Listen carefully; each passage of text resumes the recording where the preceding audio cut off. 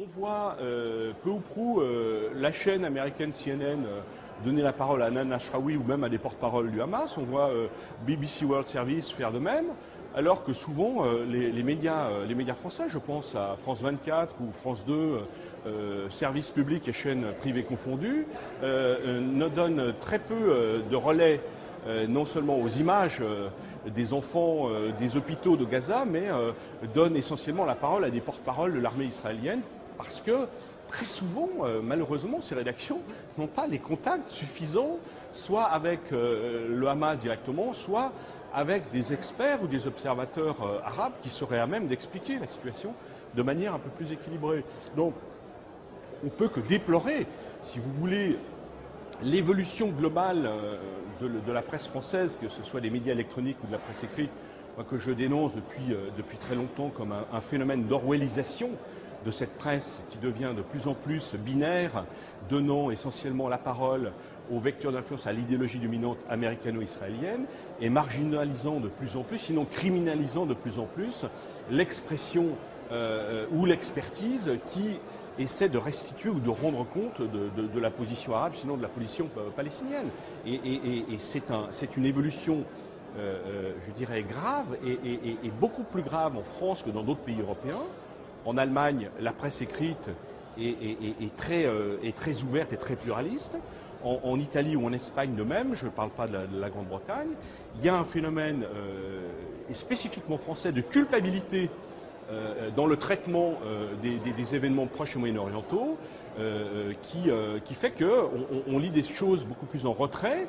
qu'on peut lire dans Haaretz ou même dans la presse israélienne. Pourquoi cette inhibition? Parce que très clairement, un pays comme la France n'a pas réglé ces questions de mémoire et d'histoire avec la période de Vichy, et qu'il y a une double culpabilité liée à travers le rôle des autorités de Vichy de 40 à 44, et puis le rôle aussi de cadres d'élite politique française, et on pense à la gauche française, au Parti socialiste, à la vieille SFIO pendant la guerre d'Algérie, qui fait qu'aujourd'hui,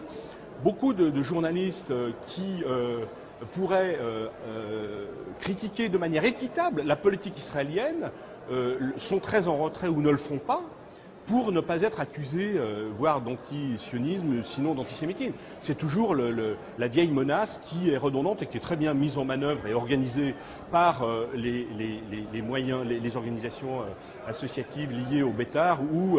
toutes les organisations socio-professionnelles ou autres pro-israéliennes qui exercent un véritable terrorisme intellectuel et journalistique sur les gens, les journalistes, les experts, les chercheurs qui travaillent sur le Proche et Moyen-Orient.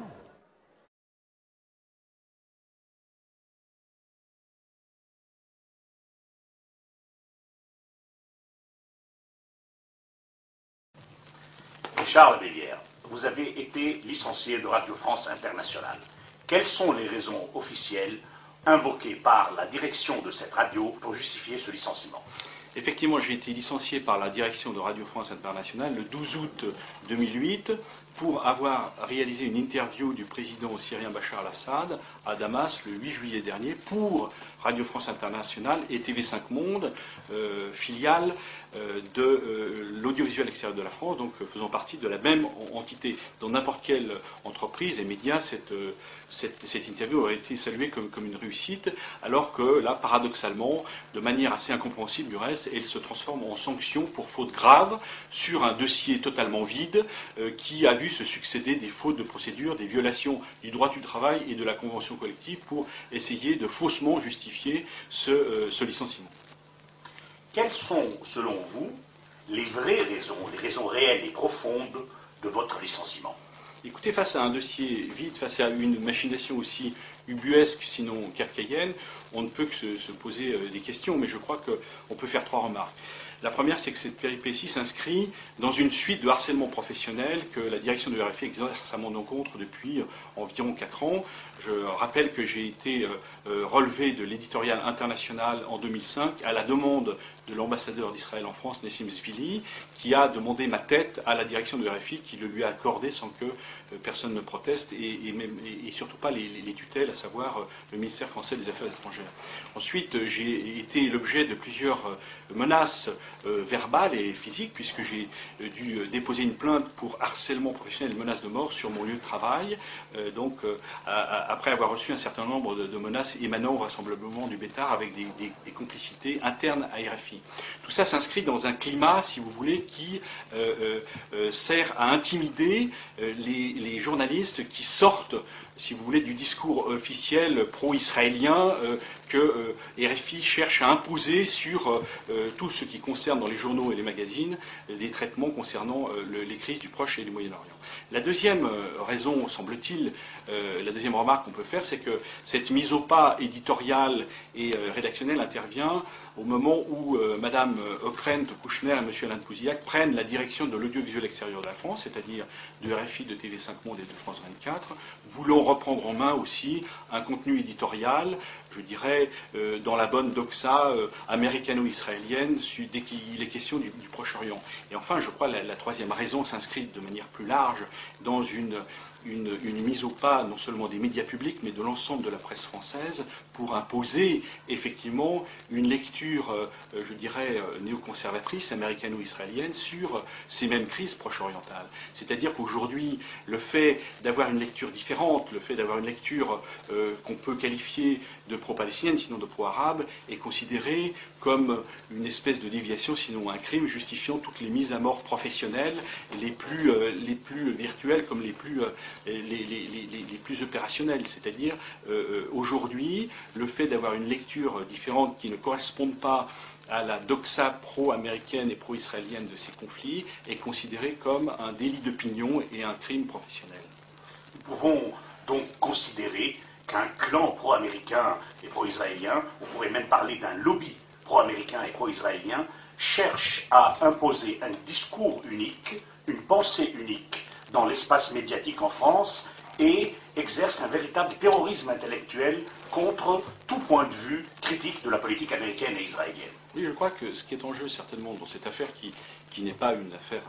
strictement personnelle, mais qui est au contraire symptomatique et emblématique, je dirais, de ce que moi j'appelle une orwellisation de la presse française et de la presse publique et privée qui veut imposer une pensée unique sur la lecture des relations et des crises internationales, et tout particulièrement sur les crises des Proches et Moyen-Orient, allant dans le sens de cette pensée unique, unidimensionnelle, farouchement et radicalement pro-israélienne et pro-américaine, ne laissant plus aucune place à toute autre interprétation et toute autre lecture. Et j'en veux pour preuve que le pluralisme des invités amenés à s'exprimer sur cette question sur les antennes de RFI s'est considérablement réduit, qu'une série de consultants, je pense à Nahla Shahal, je pense à Walid Charara, je pense à Rodolphe Elcarré, ont été proprement virés aussi de l'antenne comme votre serviteur. Donc je crois que s'installe non seulement à RFI, dans l'audiovisuel public extérieur, un diktat, une pensée unique, une orwellisation, je répète le terme, du travail éditorial et journalistique, qui amène, si vous voulez,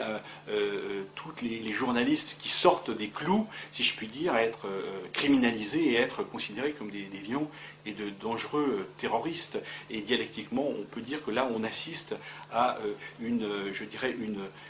imposition d'un terrorisme intellectuel tous azimuts, puisque c'est au pluralisme même de ce qui faisait l'honneur de la presse française qu'on s'attaque désormais.